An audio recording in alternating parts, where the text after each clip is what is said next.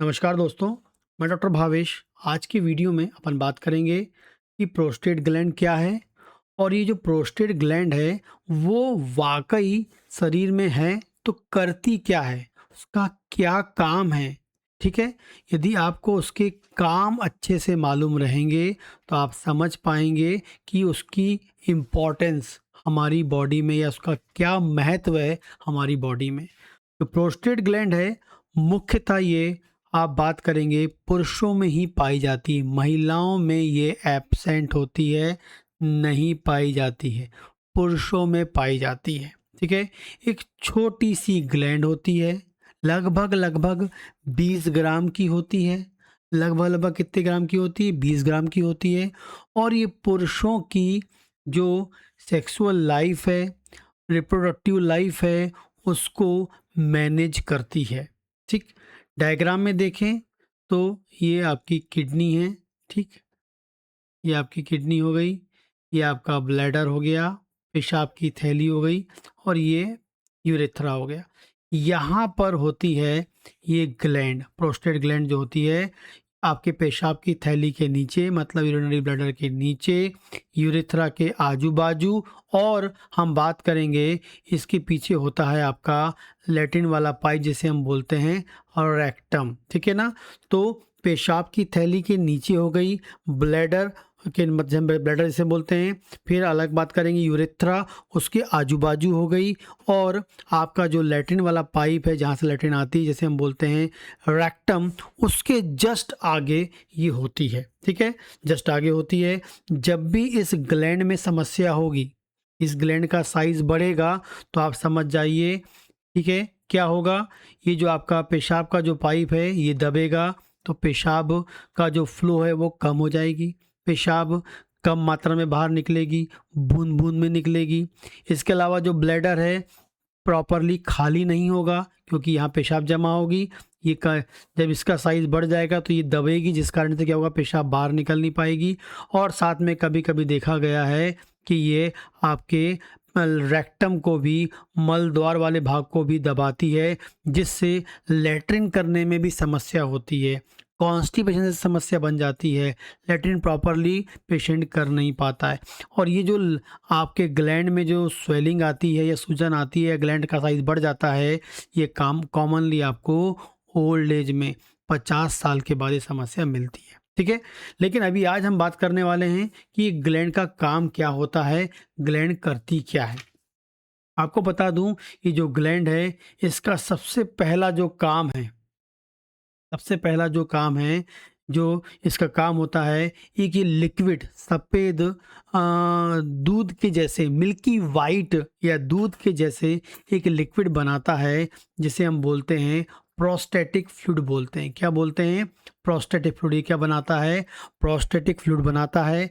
और ये जो फ्लूइड है क्या करता है, ये मिलता है किसके साथ? स्पर्म के साथ मिलता है। और स्पर्म के साथ मिलने के बाद ये बना देता है सीमन, या हम जिसे बोलते हैं वीर्य बना देता है। ठीक है, वीर्य बना देता है। तो ये जो प्रोस्टेटिक फ्लूइड है ये आपके कहाँ बनता है? आपके प्रोस्टेट ग्लैंड में। ठीक है, तो आपको बता दें कि जो आपके टेस्टिकल्स होते हैं, अंडकोश होते हैं, वहाँ बनते हैं स्पर्म। और स्पर्म जो है अंडकोश से बनने के बाद एक पाइप के द्वारा पहुंचते हैं कहाँ पर? आपके प्रोस्टेट ग्लैंड के पास। ठीक है, यहाँ स्पर्म पहुंच गया। और ये स्पर्म में कौन मिलता है? आपका मिलता है प्रोस्टेटिक फ्लूइड।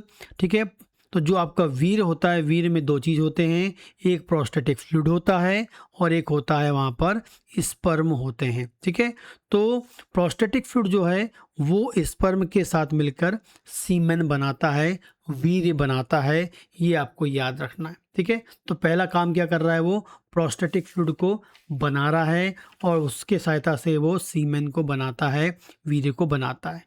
दूसरी हम बात करेंगे, ये जो प्रोस्टेट ग्लैंड जो है, जो प्रोस्टेटिक फ्लूइड निकालता है, ये दूसरा इम्पॉर्टेंट काम क्या करता है? इम्पॉर्टेंट काम करता है स्पर्म का प्रोटेक्शन। क्या करता है? प्रोटेक्शन। जो स्पर्म होते हैं, ठीक है, ठीक है, उस स्पर्म या शुक्राणु हम जिसे बोलते हैं उसका प्रोटेक्शन करता है। मतलब प्रोस्टेट ग्लैंड होगी तो अच्छा प्रोस्टेटिक फ्लूइड निकलेगा और वो आपके शुक्राणु को, स्पर्म को क्या करेगा, मैनेज करेगा, प्रोटेक्ट करता है। ठीक है, इसके अलावा उसको क्या करता है, ये जो प्रोस्टेट फ्लूइड है वो स्पर्म को, जो आपके शुक्राणु को क्या क्या देता है, न्यूट्रिशन देता है, न्यूट्रिएंट देता है, ताकि वो जो आपके जो शुक्राणु हैं वो प्रॉपरली अपना ग्रो कर सकें, प्रॉपरली वो अपने सर्वाइव कर सकें, ग्रो नहीं करें, हम बोलेंगे सर्वाइव कर सकें, जिंदा रह सकें। उनको प्रॉपरली जिंदा रहना है, प्रॉपरली सर्वाइव करना है अपनी लाइफ को, तो उनको प्रोस्टेटिक फ्लूइड कैसा चाहिए, हेल्दी चाहिए। इसके अलावा ये जो प्रोस्टेटिक फ्लूइड है वो स्पर्म के मूवमेंट को हेल्प करता है। ठीक है, पहला क्या है, प्रोस्टेट ग्लैंड क्या करेगा, प्रोस्टेटिक फ्लूइड बनाएगा। जब प्रोस्टेटिक फ्लूइड बनेगा तो वो क्या करेगा, स्पर्म को प्रोटेक्शन देगा। तीसरा क्या करेगा, वो न्यूट्रिशन देगा, किसको, स्पर्म को। और चौथा क्या करेगा, वो स्पर्म को क्या देगा, मोटिलिटी, मतलब वो स्पर्म की मोटिलिटी को मेंटेन करेगा। ठीक है, यदि स्पर्म हेल्दी होगा, अच्छे से वो अपना जीवन यापन कर पाएगा, तो जब कोई जो पेयर होता है शादी के बाद बच्चे के बारे में सोचता है, तो बच्चे के लिए आपको चाहिए होता है अंडा, मतलब जो महिला में होता है, एंड दूसरा जो होता है स्पर्म, जो फीमेल में होता है, जब शुक्राणु कहते हैं। जब दोनों आपस में मिलते हैं तो फाइनली क्या बनता है, बेबी फॉर्मेशन होता है, बच्चा बनता है।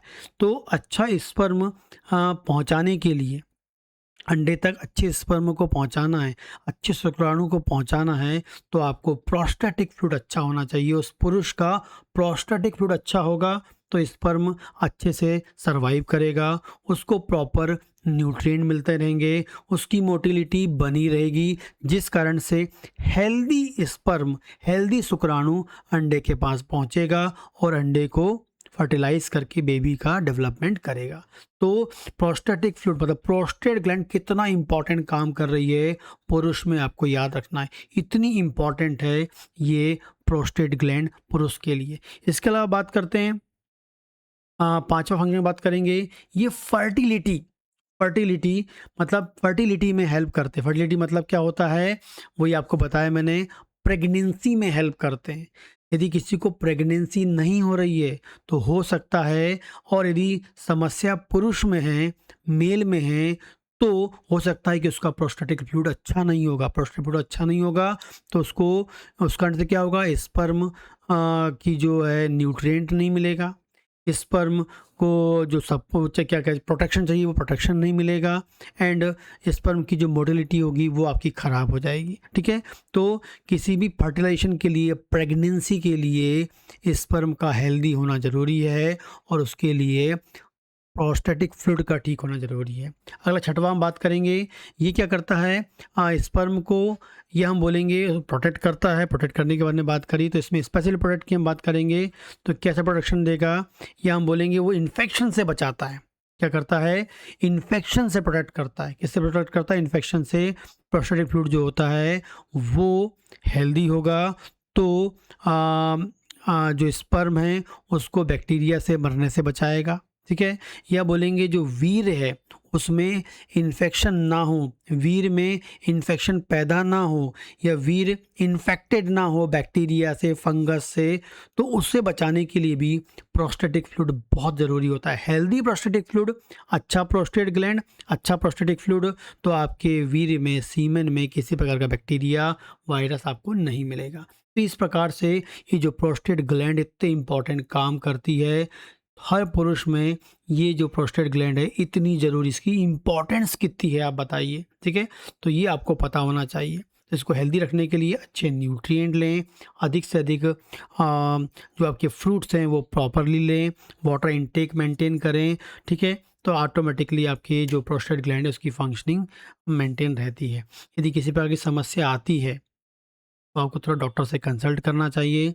होम्योपैथी में बहुत ही लाजवाब दवा हैं प्रोस्टेट से संबंधित बीमारियों के लिए, प्रोस्टेट ग्लैंड में सूजन के लिए, इन्फेक्शन के लिए, 50 साल के बाद यदि प्रोस्टेट ग्लैंड में समस्या आती है तब के लिए भी ये बहुत लाजवाब दवाएं होम्योपैथी में होती हैं। इसके लिए आप कांटेक्ट कर सकते हैं, दिए गए नंबर पे बात कर सकते हैं और अपना ट्रीटमेंट करवा सकते हैं। नमस्कार।